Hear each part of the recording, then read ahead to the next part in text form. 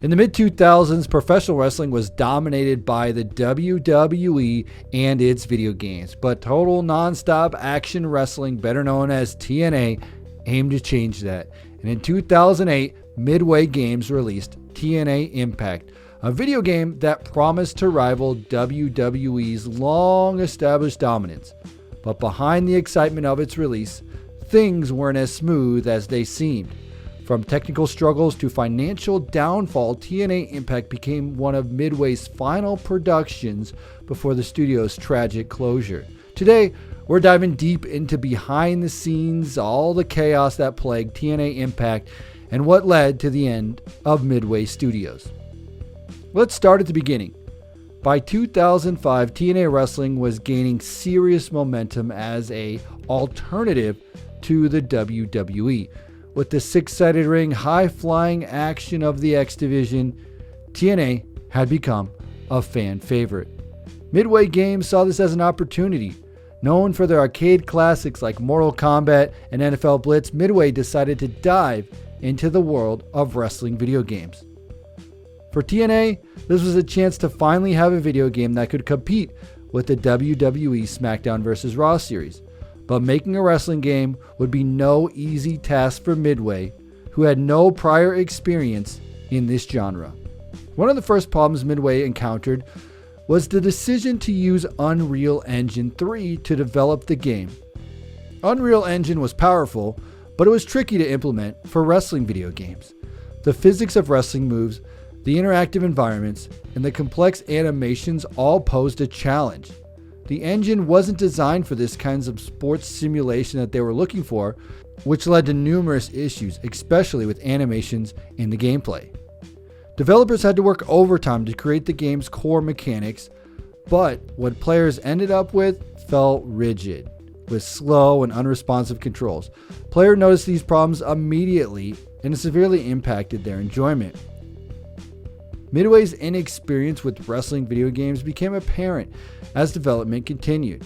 Their expertise lays in fast-paced action arcade and fighting games, like Mortal Kombat, but wrestling required a different approach. Fans expected fluid transitions, varied movesets, and dynamic arenas. Unfortunately, Midway just didn't seem equipped to deliver on all of the expectations set by the public. As a result, TNA iMPACT was criticized for its lack of depth. Sure, the graphics looked great for the time, but the game modes were limited, and once you played a few matches, it became clear there wasn't much variety in the gameplay. Midway Games was just battling technical issues with TNA iMPACT. Behind the scenes, the company was facing serious financial problems that had been brewing for years. To fully understand why Midway couldn't recover, we need to take a look back at the early 2000s.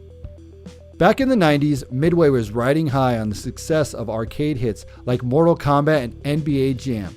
These titles made Midway a household name in gaming, especially in arcades. But as gaming shifted towards home consoles in the late 90s and early 2000s, Midway struggled to adapt. Their stronghold in the arcade market became obsolete, and their transition to console gaming wasn't as smooth as they hoped. They invested heavily in new IPs like The Suffering and PsyOps: The Mindgate Conspiracy, both of which were critically acclaimed but underperformed commercially. The company was losing money with each title that didn't meet sales expectations. Meanwhile, the cost of gaming development was increasing, making each failure even more significant. Another major blow came from leadership decisions. In 2004, Midway was acquired by Summer Redstone, who increased his stake in the company to 87%. While Redstone was a media mogul with holdings in Viacom and CBS, his involvement didn't bring any turnaround for Midway that they desperately needed. The company continued to hemorrhage money, and by 2007, they had posted a staggering $76 million loss. Then, there was that costly attempt to revive old franchises. Midway spent millions revamping the Mortal Kombat series, which, while still a recognizable name, struggled to capture the success of its early years. Their 2008 release of Mortal Kombat vs. DC Universe performed decently, but not enough to offset their previous financial losses. Desperate to stay afloat, Midway tried restructuring and cutting costs. They laid off employees, closed some of their development studios, and scrambled to find new revenue streams. But those moves came too late. By the time they released TNA iMPACT in 2008, the company was over $150 million in debt. They needed a major hit, and while TNA iMPACT showed potential, it wasn't the game changer they hoped for. In December of 2008, Midway defaulted on their debts, and by February of 2009, they filed for Chapter 11 bankruptcy. This marked the beginning of the end for Midway Games, a studio that had once been at the forefront of gaming innovation. As part of the bankruptcy proceedings, Midway began selling off its assets. One of the most notable sales was the Mortal Kombat franchise, which was acquired by Warner Bros. Interactive Entertainment. This sale, alongside the closure of multiple studios, marked the final chapter for Midway Games. And in 2009, the company was officially dissolved, leaving behind a legacy of groundbreaking games, but also a cautionary tale of how quickly things can fall apart in the gaming industry. When TNA iMPACT was finally released in September of 2008, it was met with mixed reactions from both fans and critics alike. On the surface, the game had a lot going for it. Great visuals, recognizable faces like AJ Styles, Samoa Joe, and Kurt Angle, and the excitement of a new competitor to WWE's dominant wrestling games. But once players dove into the gameplay, it became clear that TNA had several issues that held it back from becoming a breakout success that Midway and TNA hoped it would be. On a positive side, TNA iMPACT was widely praised for its graphics, which were among some of the best in the wrestling game genre at the time. The character models looked impressive, with realistic detail put into capturing the likeness of TNA's biggest stars. AJ Styles' high-flying moves and Samoa Joe's hard-hitting offense were well animated, and the game captured the unique atmosphere of TNA wrestling, including the signature six-sided ring. For fans of TNA, it was a thrill to finally see their favorite wrestlers in a well-produced video game.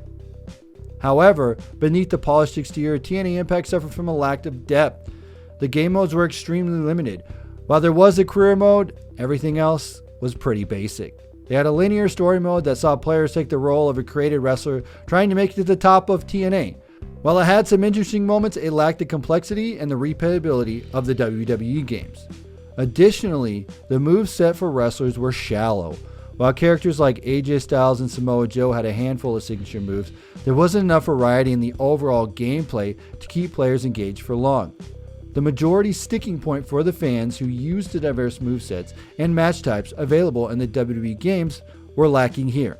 Ultimately, many felt that TNA iMPACT played like a simplified version of the WWE games, lacking the depth that made other games so addictive. Reviewers had echoed these frustrations. Sites like IGN and GameSpot noted that while TNA iMPACT had potential, it ultimately failed to deliver a compelling, lasting experience. IGN gave the game a score of a 6.8 out of 10, praising the graphics but criticizing the repetitive gameplay and lack of features. GameSpot was even more critical, giving it a 6 out of 10, noting that it felt rushed and lacked content needed to compete with the WWE games at the time. Despite the lukewarm reception at launch, TNA iMPACT still holds a special place in the hearts of some wrestling fans. Over the year, it's developed a bit of a cult following. People remember it for its ambition and the fact that it was something different in the wrestling game landscape that was largely dominated by the WWE. For fans of TNA in particular, they appreciated the opportunity to play as their favorite wrestlers, even if the game had its flaws. There were plans for a sequel by TNA iMPACT, which could have addressed many of the issues that plagued the first game. Midway started to develop on a second game, hoping to build on that foundation laid by the original. Unfortunately, due to Midway's financial collapse, the sequel was never completed. Fans have long speculated on what might have been if the studio was able to release TNA iMPACT 2, but it remains one of those what-ifs in wrestling game history. Looking back at TNA iMPACT, it was an interesting moment in the wrestling video game history. It showed the potential for a game based on a wrestling company outside of the WWE. For a brief moment, it seemed like TNA Wrestling might carve a place in the gaming world. But with Midway's closure and the game's mixed reception, it ended up as a one-off entry rather than a start of a new wrestling game franchise. The legacy of the TNA iMPACT video game is one of ambition and missed opportunity. It's a fantastic case study on ambition versus reality. Midway Games aimed to create a wrestling game that could rival WWE's Powerhouse series, but mix of technical challenges, inexperience, and financial struggles doomed the project. Midway's downfall serves as a reminder of how the gaming industry, like any other, can be unforgiving. Even though the game wasn't a huge success, we still got to play the Ultimate X match. So let me know your thoughts about TNA Wrestling Impact, the video game. Did you like it? Did you hate it? Sound off in the comments below. And as always, I'm TonyPizzaGuy. We'll see you in another video.